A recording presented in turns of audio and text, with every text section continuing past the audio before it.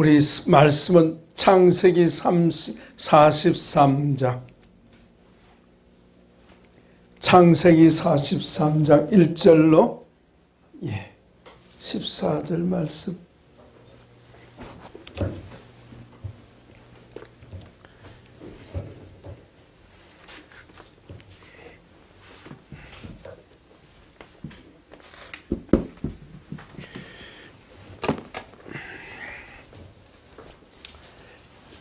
창세기 43장 1절로 14절 말씀. 본문이 좀 깁니다. 같이 교독하겠습니다. 조사분 마이크 잡아주시고요. 그 땅에 기근이 심하고 그들이 애굽에서 가져온 곡식을 다 먹음에 그 아버지가 그들에게 이르되 다시 가서 우리를 위하여 양식을 조금 사오라. 유다가 아버지에게 말하여 이르되 그 사람이 우리에게 엄히 경고하여 이르되 너희 아우가 너희와 함께 오지 아니하면 너희가 내 얼굴을 보지 못하리라 하였으니 아버지께서 우리 아우를 우리와 함께 보내시면 우리가 내려가서 아버지를 위하여 양식을 사려니와 아버지께서 만일 그를 보내지 아니하시면 우리는 내려가지 아니하리니 그 사람이 우리에게 말하기를 너희의 아우가 너희와 함께 오지 아니하면 너희가 내 얼굴을 보지 못하리라 하였음이니이다. 이스라엘이 너희가 어찌하여 너희에게 또 다른 아우가 있다고 그 사람에게 말하여 나를 괴롭게 하였느냐.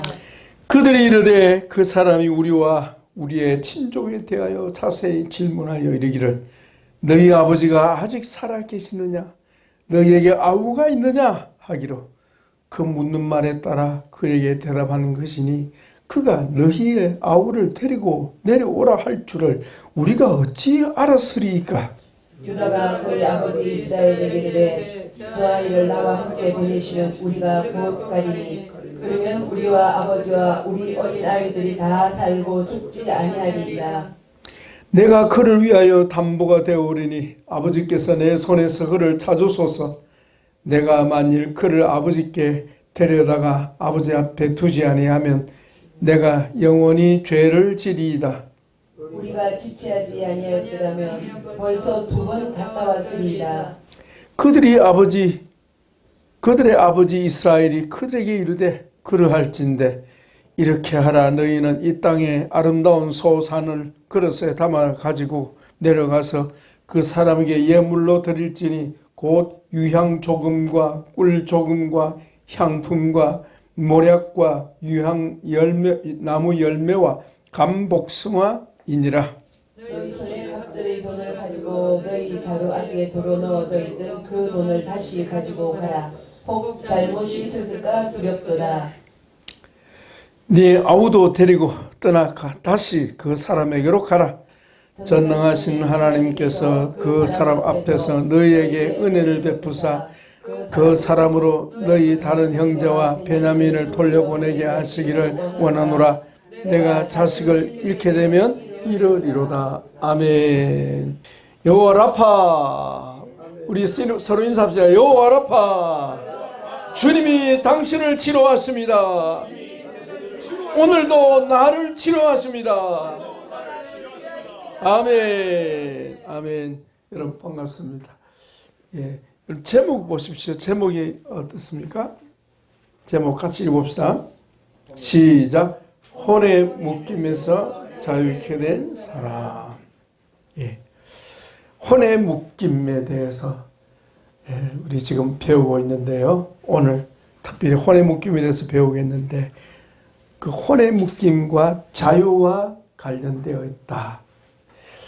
예. 묶임은 자유를 잃는 것이죠. 그죠? 묶임에서 풀어지면 자유케 됩니다. 그죠? 자유. 그래서 자유라는 개념이 굉장히 중요한 개념입니다. 특별히 구약에서 자유라는 개념이 나오고요. 또 그 자유라는 개념을 우리 예수님이 말씀하셨습니다. 진리를 알지니 진리가 너희를 자유케 하리라. 아들이 너희를 자유케 하면 참으로 자유하리라. 우리 예수님 그런 말씀했습니다. 그죠?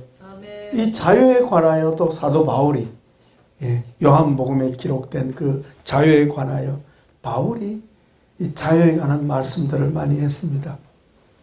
그리스도께서 우리를 자유케 하시려고 자유를 주셨으니 따라합시다. 다시는 종의 멍에를 매지 말라. 아멘.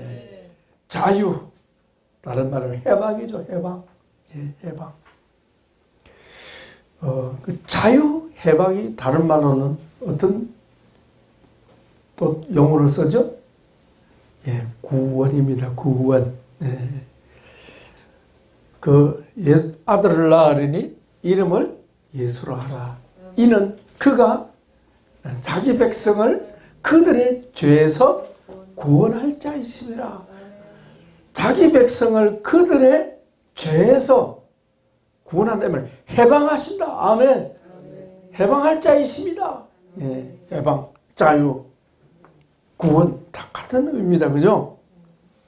우리 찬송가 260장에 그런 가사가 있죠. 우리를 죄에서 구하시려 주 예수 십자가 지셨으니 기쁘게 부르세 할렐루야 나 구원 얻었네. 찬송하세 찬송하세 주님 나를 구하셨네. 찬송하세 찬송하세 주가 구원하셨네. 할렐루야. 주가 구원하실 것입니까? 하셨습니다. 합니까? 예, 하셨습니다. 과거입니다. 그죠? 예, 내가 예수님을 믿는 그 순간에 구원 받았습니다. 그죠? 근데 그 구원은 무슨 구원이요? 예, 우리의 영의 구원입니다. 예, 우리의 영의 구원. 그 영의 구원이라는 것은 하나님의 자녀로 복음과 성령으로 거듭난 거예요. 예. 그래서 예수님 말씀하기를 니고데모에게 사람이 육으로 난 것은 육이요.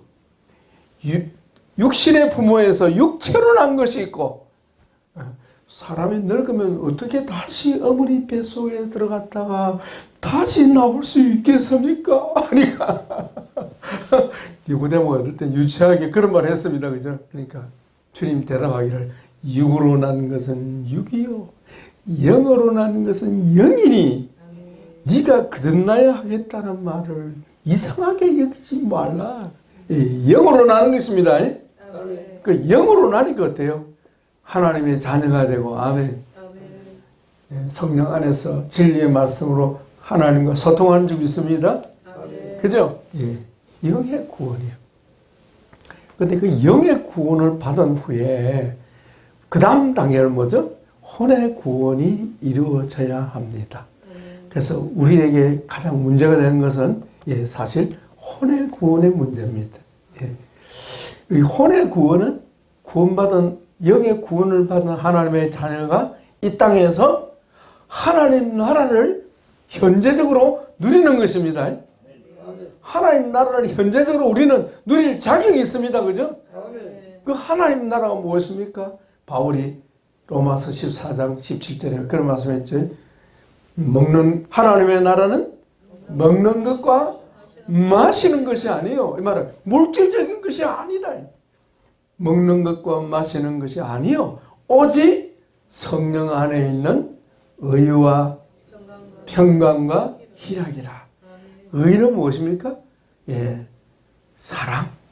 사랑의 다른 면이 의입니다. 의의 다른 면이 사랑이고요. 의가 없는 사랑은 사랑이 아닙니다. 그죠? 예. 또 사랑 없는 의는 의가 아닙니다. 그죠? 그래서 하나님은 십자가에서 의와 사랑을 동시에 우리에게 보여주신 줄 믿습니다. 예. 그 다음에는요, 평화. 예, 평화는 뭐죠? 예, 자유의 다른 면입니다. 여러분, 자유함을 얻었습니까? 평화가 임하는 거예요. 예, 자유함이 오면 평화가 임하게 돼 있어요. 그래서 처음 예수 믿고 거듭날 때에 오는 하나님 나라의 경험이 뭐죠? 평화예요, 평화. 그래서 강 같은 평화. 평화를 여러분 맛본 줄 믿습니다. 하늘의 평화가 임하는 거예요. 그 말은, 그 뜻은 뭐냐? 내게 내 영이 자유함을 얻었다. 무엇으로부터? 사탄의 권세로부터. 사탄의 권세에서 하나님 나라로 우리의 영적 주소가 옮겨진 줄 믿습니다. 네. 그리고 기쁨이 오는 거예요. 이 기쁨은 뭐죠? 조건이 있는 기쁨입니까? 조건이 없는 기쁨입니까? 무조건적인 기쁨인데 영의 기쁨이에요. 따라서 영의 기쁨, 영의 평화, 영의 자유. 그게 오는 거예요. 예, 그래서 그걸 우리는 처음 예수 믿고 은혜가 임할 때에 그걸 구원의 감격이라고 그럽니다. 그죠? 구원의 감격. 따라서 구원의 감격. 여러분, 구원의 감격을 맛보셨습니까? 구원의 감격이 없다고 하면 조금 의심해 봐야 합니다. 거듭났는지 확인해 봐야 합니다. 거듭난 사람은 거듭날 때 반드시 뭐가 옵니까? 하나님 나라를 경험하게 돼 있어요. 그래서 의와 평강과 희락을 경험하게 돼 있어요. 하나님의 사랑을 경험하게 되고 하나님의 평화와 자유를 경험하게 되고 까닭없이 샘솟는 기쁨을 경험하게 됩니다. 그죠? 근데 그 감격이 오래 갑니까? 오래 가지 못합니까? 어떻습니까? 예, 일반적으로는 오래 가지 않습니다. 오래 가지 않습니다. 한 1년은 갑니까? 우리 최 목사님 9월의 감격이 몇 년 갔습니까? 몇 년 갔습니까? 예, 오래 갔습니다. 예. 제 같은 경우는요, 그 구원의 감격이 꽤 오래 갔습니다. 예. 은혜죠. 한 10년 간 것 같아요. 예. 구원의 감격이 충만해가지고 신학 공부하면서 개척하면서 막 그냥 막 펄펄 날아다녔습니다. 할렐루야. 예, 우리 최성기 목사님도 그런 줄 압니다. 그 구원의 감격이 너무 뜨거워가지고 그냥 막 발이 땅에 닿는지 그냥 날아다니는지 막 얼마나 속에서 막 에너지가 막 충만하고 그냥 막 힘이 나고 막 계단을 2계단, 3계단씩 뛰어오르고 그냥 그런 시절이 있었습니다. 그죠? 근데 그 구원의 감격이 식어지더라는 거예요. 예, 구원의 감격이 식어진다는 거예요. 왜 하나님께서 그 구원의 감격이 오래가면 좋을 텐데 식어질까? 여러분, 출애굽한 이스라엘 백성들을 보세요.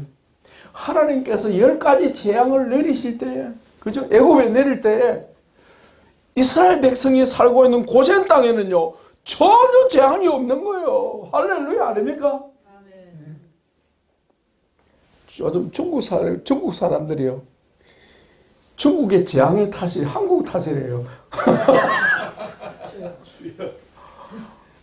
우박이 그냥 중많은 우박이 막 떨어지니까 자동차 그냥 빵꾸 다 나버리고 막 유리 다 깨져버리고 막 폭풍이 불고 막 우박 재앙이 현재적으로 막 중국 땅에 이루어지는 거예요. 그런데 중국사 한 사람이 한국 재벌이다! 한국 때문에 자기는 이걸 당한다는 거죠. 웃자고 한 소리입니다.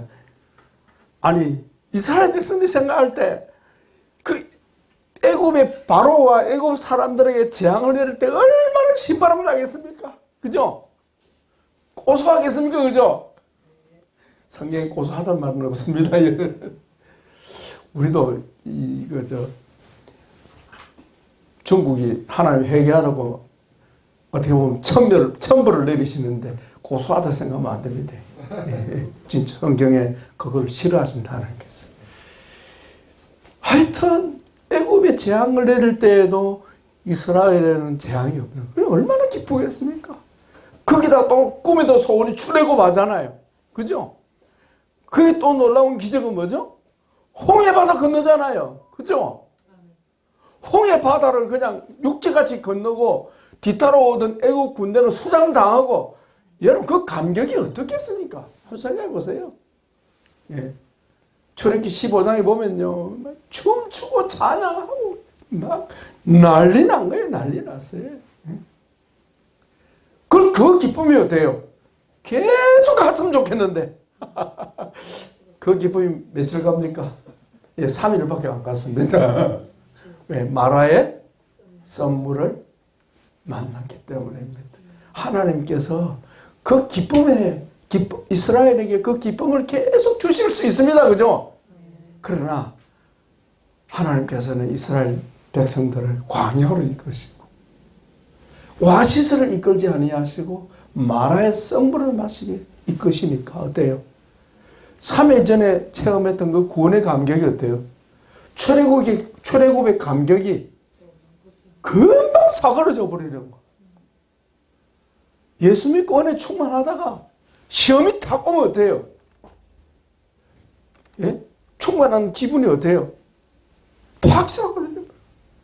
한 7번 시험을 겪고 나면 어때요? 웃으시네. 예. 본래 모습이 돌아가 버리는 거예요. 왜 하나님 그렇게 하실까? 왜 본래 모습을 보게 하실까? 답이 뭐죠? 내 모습을 보라고. 내게 의가 있어서 예수 믿고 구원받은 게 아니고, 내 행실이 착해서가 아니고, 내게 무슨 의가 있어서가 아니고, 전적인 하나님의 은혜로 예수 믿게 된 줄 믿습니다. 전적으로 하나님의 은혜로 예수 믿음으로 하나님의 자녀가 된 줄 믿습니다. 은혜로 구원받았다는 사실을 하나님이 깨우치기 시작하는. 그리고 어때요? 내 본전이 그냥, 본색이 그냥 다 드러나게 만드세요. 드러나게 만드셔서 어떻게 합니까? 나를 고치신 줄 믿습니다. 그래서 예수 믿는 사람에게는요, 이 치유 과정이 절대적으로 필요한 거예요. 치유 과정을 하나님 기회를 주시는데 치유를 안 받으면 어떻게 해요? 점점 망가져요. 망가지는 게 아니고 내 모습이 망가지는 쪽으로 기울어져 가는 거예요. 그래서 치유받지 않고 오래 신앙생활을 하는 사람들을 보면 어때요? 교회 권사님들은 권총이라고 해요. 권총. 예. 권사님들이 막 목사님들을 공격하고, 그리고 자기 마음에 안 드는 사람들을 어떻게 공격하고, 어디서 식당 당번하면서 주방에서 그냥 다 떠들어 부르는 거예요. 그러지 않습니까? 막 쏘아내는 거예요. 그냥.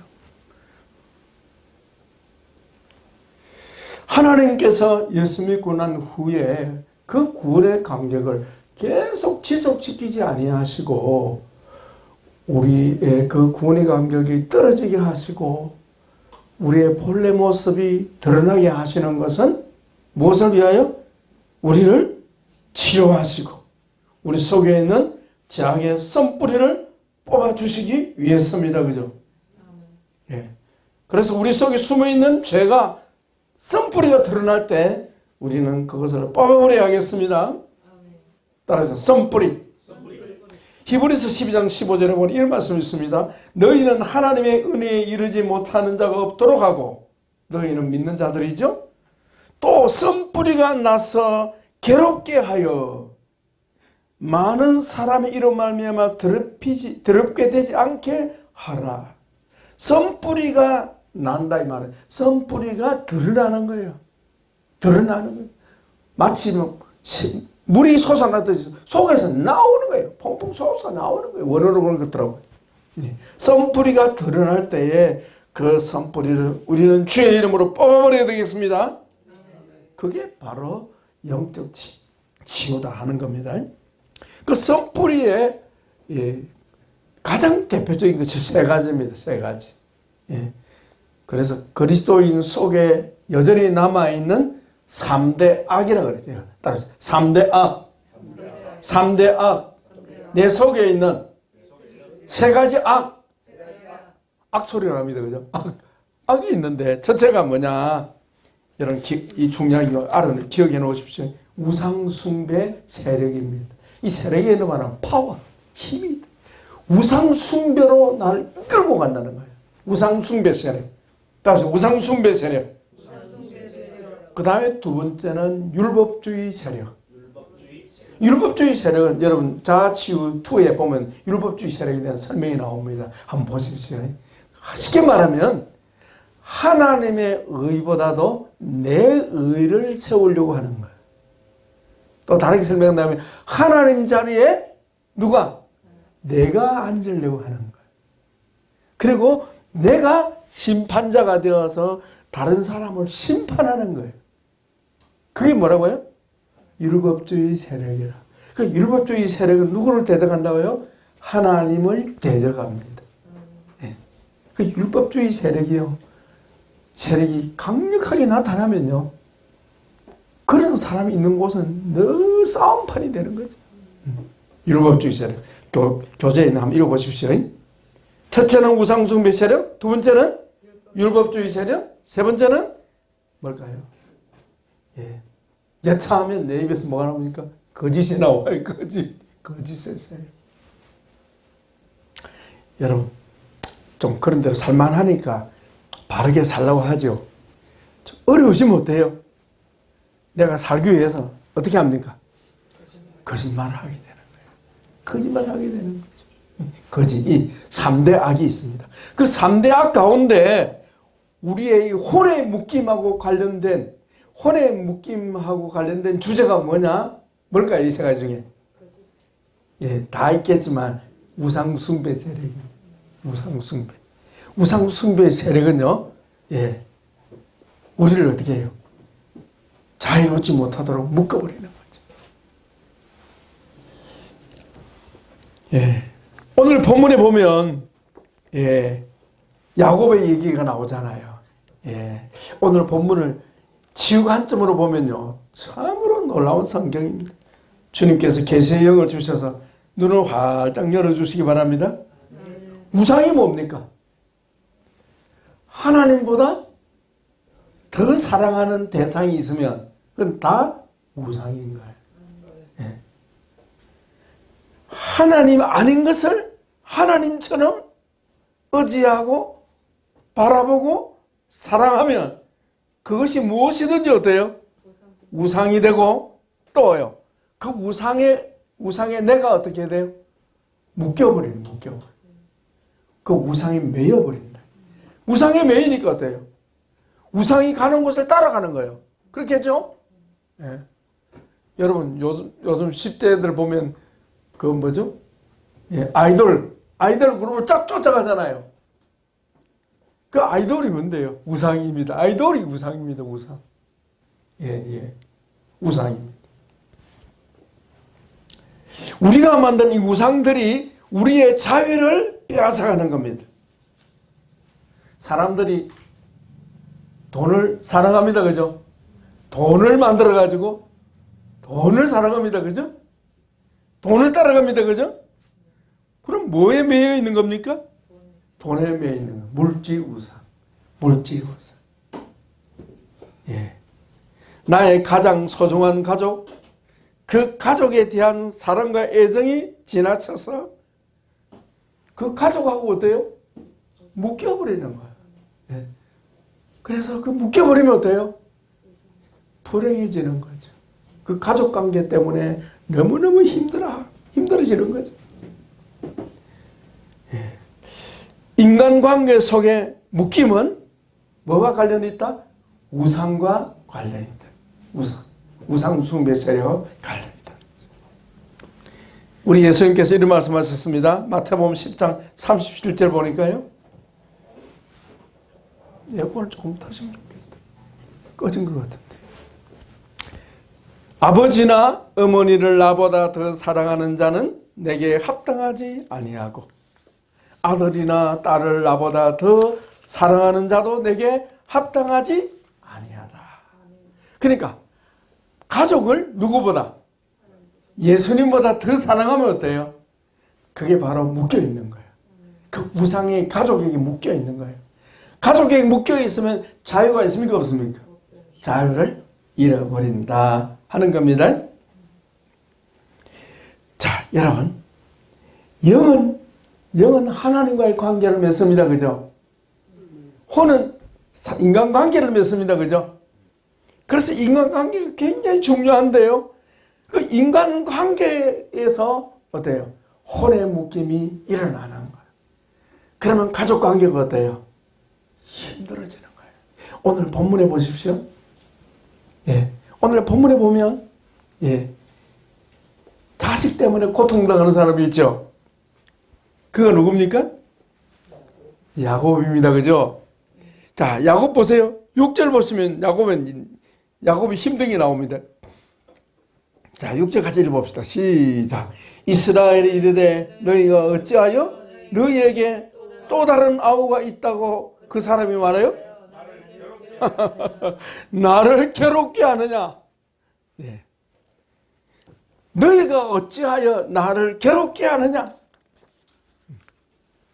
당신이 어찌하여 나를 괴롭게 하느냐? 많이 들어본 소리입니다. 그죠? 그래서 나 당신 때문에 못 살겠다. 그러잖아요. 그죠? 자식들은 부모 때문에 못 살겠다. 이러잖아요. 예. 야곱의 고통의 원인이 무엇입니까? 오늘 본문에 보면 세 가지 인물이 나오네요. 거기 특히 6절을 한번 더 봅시다. 첫째 보세요. 첫째. 너희가 어찌하여 나를 괴롭게 하느냐 했으니까 거기 너희는 누굴 가리킵니까? 유다를 비롯한 애굽에 내려간 야곱의 아들들이죠. 그 야곱이 지금 보세요. 자기의 괴로움은 누구 때문이라고 생각합니까? 자식들이 나를 괴롭히고 있다. 이렇게 생각하는 거예요. 누구 탓? 자식들 나오네. 너희들 때문에 내가 괴롭다. 이런다 말이에요. 고통의 원인이 자식이래요. 그다음 두 번째는 뭡니까? 둘째는 뭐죠? 누구 때문에 또 괴롭습니까? 아니 다른 자식들이 문제가 되기는 됩니다만은 근본 문제는 누굽니까? 여기 나오네. 다른 아우 나오지. 다른 아우가 누구예요? 베냐민 때문에 지금 야곱이 괴로운 거 아닙니까? 그죠? 그렇지 않습니까? 셋째는 뭡니까? 괴로워하는 당사자가 누구예요? 괴로워하는 당사자가 누굽니까? 야곱 자신입니다. 내가 아프다. 내가 괴롭다. 이 말은 무슨 말이에요? 야곱 자기가 자기 스스로가 괴로움을 어때요? 느끼는 거예요. 따라합시다. 고통의 원인은 자기 안에 있다. 예. 고통의 원인은 우리 안에 있는 거예요. 안에. 그래서 누가 치유받아야 합니까? 내가 치유받아야 되는 거예요. 이해가 되시죠? 표면적으로 보면 야곱의 괴로움의 표면적인 이유는 유다와 그의 형제들입니다. 그죠? 맞죠? 아니 베냐민 얘기를 안 했으면 괜찮을 텐데 왜 너희들이 그 애굽의 총리한테 왜 너희 동생이 나오고 있다고 얘기했느냐 하니까 유다가 뭐래요? 아버지 우리가 그럴 줄 알았습니까? 아니 그 사람이 자기 동생 아우 데려오라고 막 그럴 줄 알았습니까? 이런단 말이에요. 예. 왜 하필이면 베냐민이냐 그죠? 어떻습니까? 야곱이 양식 구하러 자 보세요. 상상을 동원해 봅시다. 야곱의 10아들들 그죠? 10아들들을 애굽에 보낼 때에 베냐민 심정은 어땠을까요? 따라가고 싶었겠어요? 안 따라가고 싶었겠어요? 당연하죠. 애국의 그 선진 문물을 가진 애굽인데 애굽에 안 가고 싶겠습니까? 형제들이 미국 가는데 나도 미국 따라 안 가고 싶겠습니까, 여러분? 그런데 누가 못 가게 합니까? 너는 안 돼. 아버지 나는 왜 안 돼? 나 가고 싶어요. 형들하고 같이 가고 싶어요. 그러면 못 가게 하는 아버지, 가고 싶어하는 베냐민 마음이 어떨까요? 베냐민의 마음이 누구 때문에 괴로워요? 이해되죠 이제? 자기를 너무 진하게 사랑하는 아버지 때문에 베냐민이 뭐라고 말합니까? 나 아버지 때문에 잘 살겠네. 못 살겠네.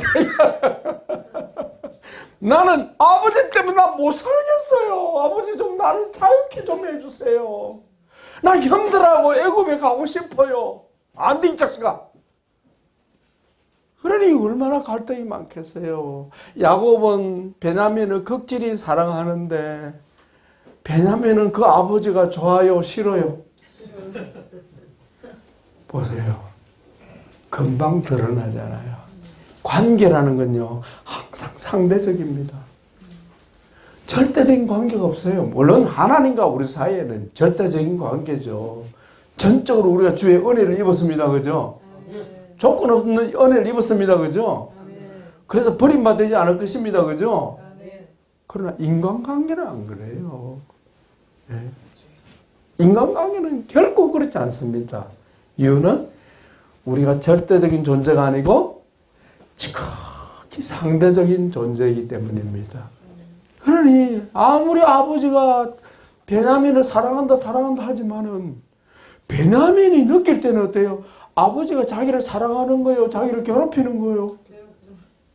금방 나오잖아요. 금방.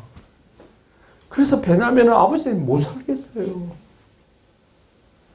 요즘 아이들은 도망가 버리잖아요. 가출해 버리잖아요. 네? 아버지는 사랑한다는데 사랑이 뭐 그래?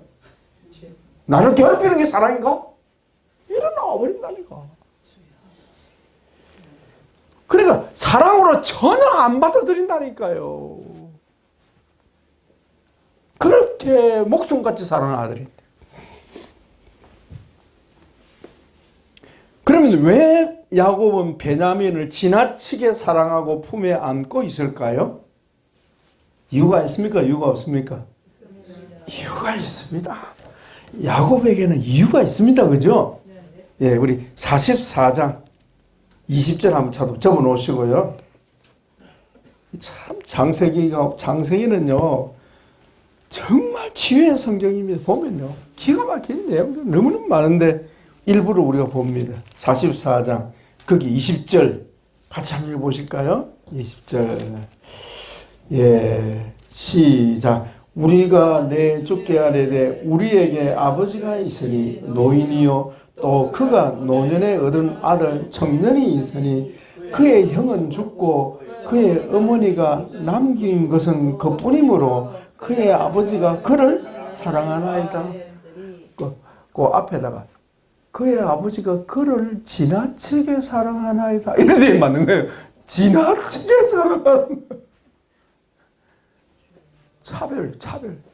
야곱의 다른 아들이 볼 때는요 너무 아버지가 차별하는 거예요. 그럼 차별당하면 그 형들은 어때요? 기분이 좋아요? 상처받아요? 뻔한 거예요. 자, 왜 유달리 베냐민을 사랑합니까?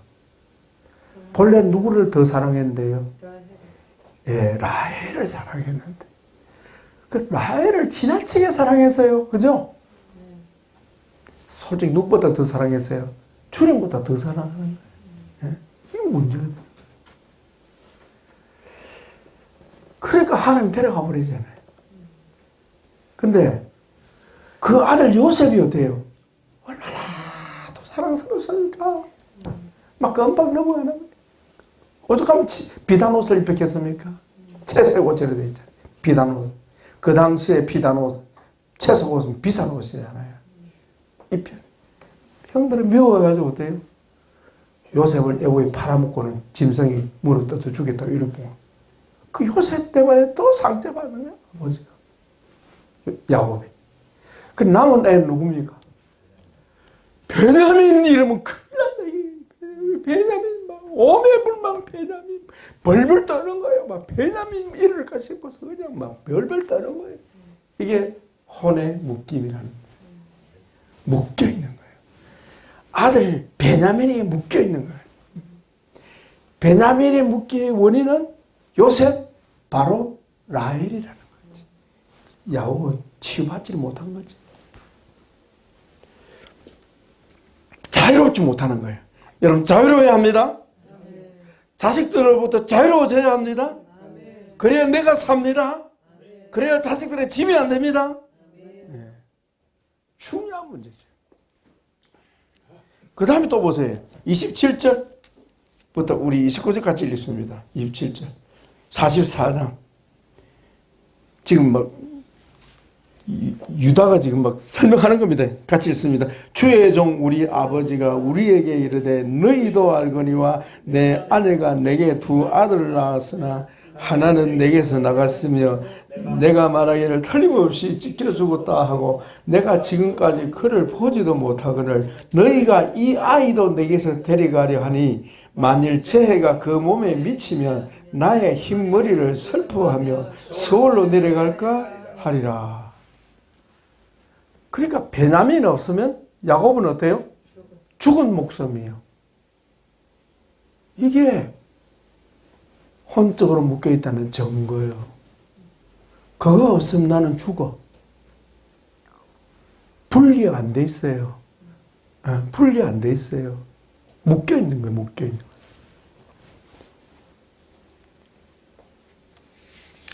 이런 야곱입니다.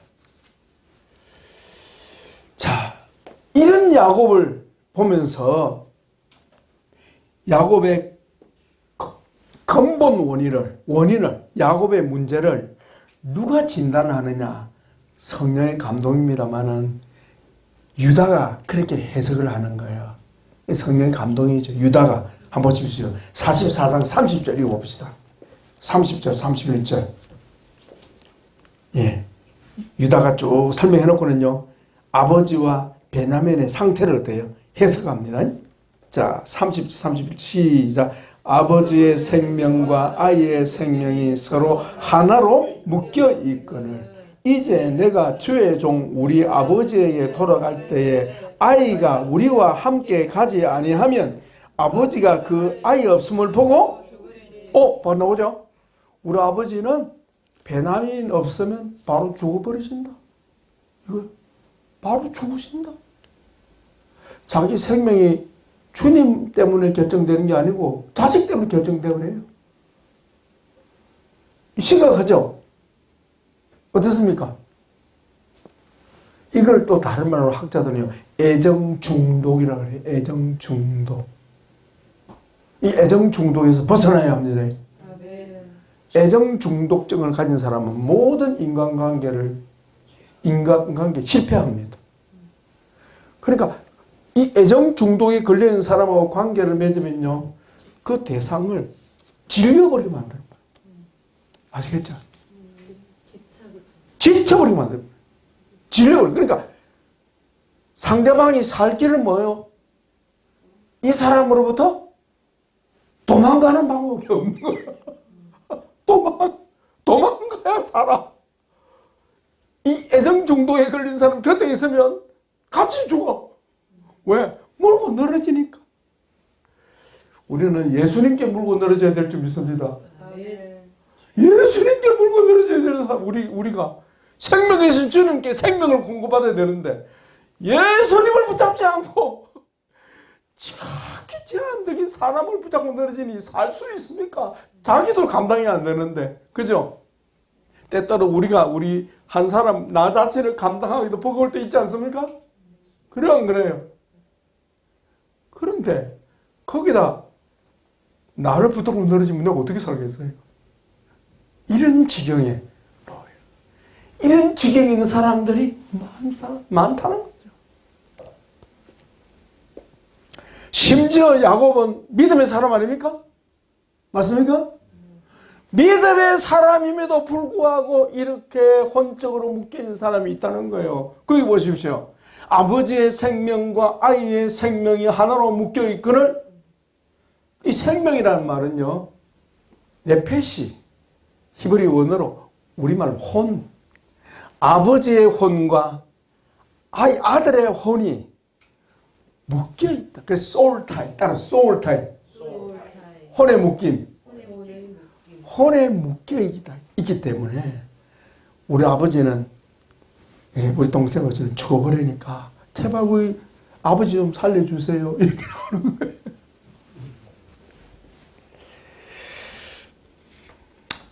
근데 이 야곱을 하나님이 치료하십니다. 할렐루야. 야, 참 우리 하나님이 이런 야곱을 치료하시잖아요. 야곱을 치료하시는데 이 치료의 도구로 누구를 썼습니까? 한 사람은 유다요. 유다가 어때요? 오늘 우리 읽은 본문에 한번 가봅시다. 유다가 성령의 감동을 받아서 아버지를 설득시킵니다. 그죠? 할렐루야. 이 설득의 아들의 유다 설득의 아버지가 어때요? 좋습니다. 그죠? 말이 맞거든. 보세요.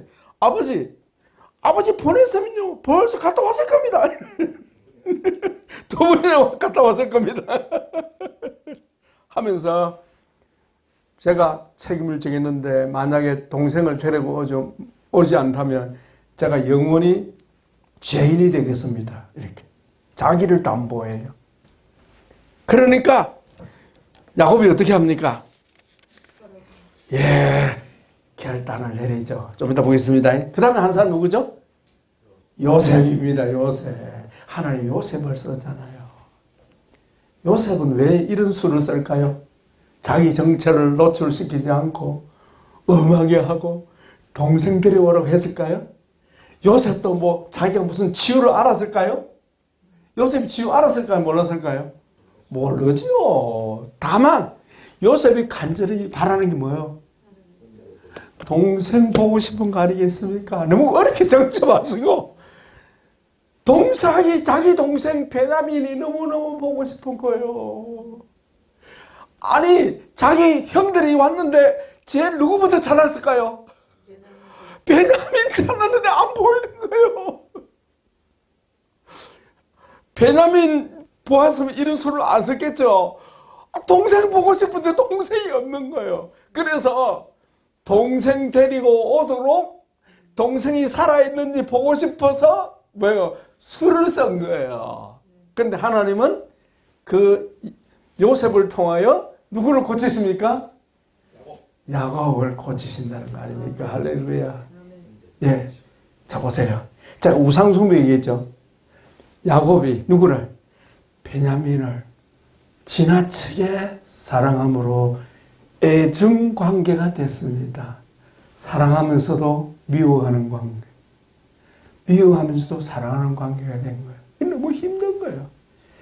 이 관계를 하나님보다 더 자식을 사랑하는 이 야곱을 고치시기 위해서 어때요? 요셉을 사용하시고 유다를 사용하셔서 잡고 있는 뭡니까? 베냐민을 놓도록 따라하시다. 놓아라. 베냐민을 놓아라. 그냥 네가 산다. 네가 사랑하는 그것을 내 앞에 내려놓아라. 내려놓아 버려라. 여러분 내려놓으시기 바랍니다. 내려놓아 버려라. 그래서 내려놓지 않으면 안 되도록 만드시잖아요. 그래서 야곱이 어때요? 유다의 설득을 받아서 결단을 합니다. 할렐루야. 이게 야곱. 그래 치유는요 결단이 필요해요. 보십시오. 그 결단이 뭡니까? 13, 14절 같이 있습니다. 시작. 내 아우도 데리고 떠나 다시 그 사람에게로 가라. 이 말은 무슨 말이에요? 내 아우를 데리고 가라. 이 말은 내가 베냐민을 내려놓겠습니다. 이 말이에요. 그 다음 또 있습니다. 전능하신 하나님께서 그 사람 앞에서 너희에게 은혜를 베푸사 그 사람으로 너희 다른 형제와 베냐민을 돌려보내게 하시기를 원하노라. 내가 자식을 잃게 되면 이르리로다. 또 누구의 고백 비슷합니까? 죽으면 죽으리라.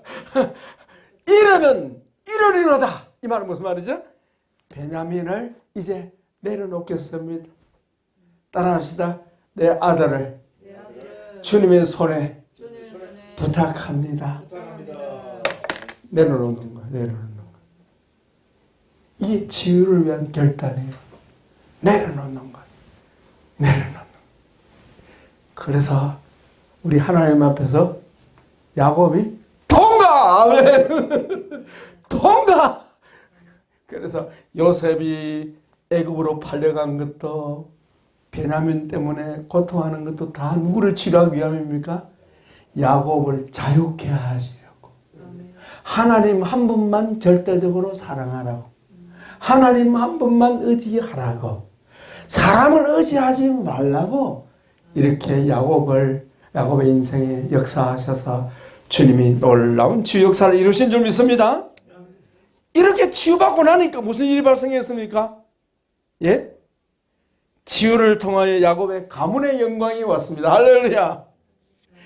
45장 우리 읽어봅시다. 읽고 마무리하겠습니다. 45장 25절부터 28절. 이야, 놀라운 일이 생기지 않습니까? 내려놓았더니 어때요? 베냐민을 보냈더니 어때요? 베냐민을 통해서 요셉까지 딸려왔네요. 할렐루야. 기적 아닙니까? 아니, 자식을 잃으면 내려놓았더니 그 베냐민을 통해서 죽었다고 생각하는 요셉까지 딸려왔네요. 할렐루야. 예, 읽습니다. 25절부터 45절 25절부터 예, 거기 28절까지 같이 읽습니다. 시작. 그들이 애굽에서 올라와 가나안 땅으로 들어가서 아버지 야곱에게 이르러 알려 이르되 요셉이 지금까지 살아있어 애굽 땅 총리가 되었더이다. 야곱이 그 말을 믿지 못하여 어리둥절하더니 그들이 또 요셉이 자기들에게 부탁한 모든 말로 그에게 말하며 그들의 아버지 야곱은 요셉이 자기를 태워버리고 보낸 수레를 보고서야 기운이 소생한지라. 이스라엘 이르되 조카도다. 내 아들 요셉이 지금까지 살아있으니 내가 죽기 전에 가서 그를 보리라 하니라. 아멘. 할렐루야. 흔히 말하면 야곱의 한이 풀어져. 한풀이가 뭐예요? 치유입니다. 우리는 한풀이 하나 하잖아요. 한이 풀어진 거예요. 아멘. 내려놓았더니 하나님께 맡겼더니 예. 한이 풀어졌어요. 예. 100년 묵은 상처가 치유된 거예요. 할렐루야. 예. 놀라운 치유의 성경 아닙니까? 그죠? 야곱과 베냐민을 치료하시는 이 놀라운 하나님의 치유의 드라마가 얼마나 놀랍습니까? 그죠? 치유의 드라마예요. 이 놀라운 드라마의 주인공 야곱은 다름 아닌 부름받은 우리 모든 하나님의 자녀들인 줄 믿습니다. 마지막으로 성경 한 구절 읽고 말씀 마치겠습니다. 예레미야 29장 11절 따라 하십니다. 여호와의 말씀이라 너희를 향한 나의 생각을 내가 아나니 평안이요 재앙이 아니니라. 너희에게 미래의 소망을 주는 것이니라. 아멘. 하나님께서 우리를 향한 뜻은 재앙이 아니요 뭘 주려 하십니다. 야곱이 그렇게 힘들어했던 그거 이런 영광의 날을 주시려고 그런 아픔의 과정을 통과해서 하나님의 은혜로 말미암아 이랬던 요셉도 다시 찾고 이제 베냐민도 아버지로부터 자유롭게 되고 놀라운 치유를 받은 그런 은총의 사건이 오늘 본문입니다. 이 말씀이 여러분 우리 모두에게 큰 은혜와 복이 되기를 축복합니다. 기도하겠습니다.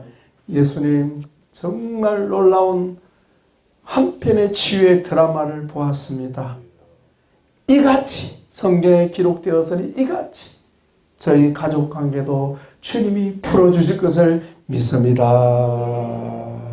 이제 의지할 것은 오직 하늘에 계신 우리 아버지 우리 주님밖에 없는 줄 믿사오니 주님 아닌 것을 주님처럼 믿는 어리석음이 없게 해주시고 주님 아닌 것을 주님처럼 의지하는 일이 없게 하여 주시고 주님 아는 것을 주님처럼 기대하는 일이 없게 하여 주시고 오직 주님만 의지함으로 한 분 주님께만 종이 되게 하여 주시고 모든 것으로부터 자유케 되게 하여 주시고 인간관계에 묶여진 것은 예수님의 이름으로 풀어질지어다. 혼의 묶임은 예수 이름으로 끊어질지어다. 남은 시간 함께 해주시기 원하옵고 우리 주 예수 그리스도 이름으로 감사하며 축복하며 기도합나이다. 아멘.